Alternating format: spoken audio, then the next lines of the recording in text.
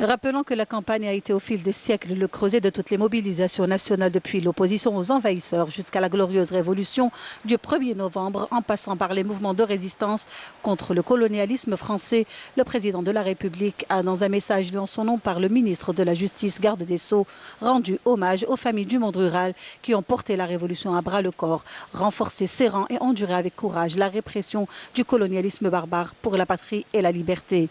Cette même campagne qui a souffert également des affres du terrorisme abject et des épreuves de la tragédie nationale, a ajouté le chef de l'État qui a rappelé dans ce sillage qu'après toutes ces épreuves, l'Algérie, à la faveur de la concorde civile et à la réconciliation nationale, a pu recouvrer sa stabilité pour mener à bien la reconstruction nationale dans tous les domaines, notamment le secteur névralgique de l'agriculture et du développement rural. Le chef de l'État a d'autre part rappelé que ce secteur a toujours été placé au cœur des priorités de l'État, notamment à travers la loi d'orientation agricole et le programme de soutien financier de l'État à toutes les filières de l'économie agricole ainsi qu'au développement rural lancé en 2009. Le président de la République s'est par ailleurs réjoui des avancées réalisées par l'Algérie en matière de développement agricole, mais a déploré le désintérêt des jeunes pour cette activité et le recours insuffisant aux moyens techniques garantis par l'État.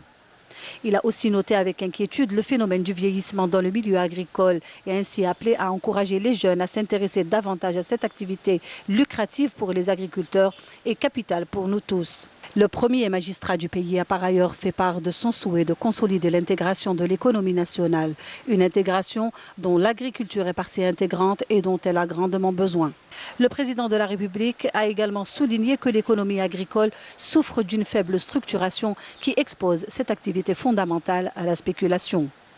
Ce problème doit interpeller les acteurs de ce secteur pour accorder davantage d'intérêt à leurs cadres, notamment aux chambres et associations professionnelles, afin de préserver leurs intérêts et permettre à notre société de bénéficier de l'effort des agriculteurs et du fruit de leur labeur, a conclu le chef de l'État.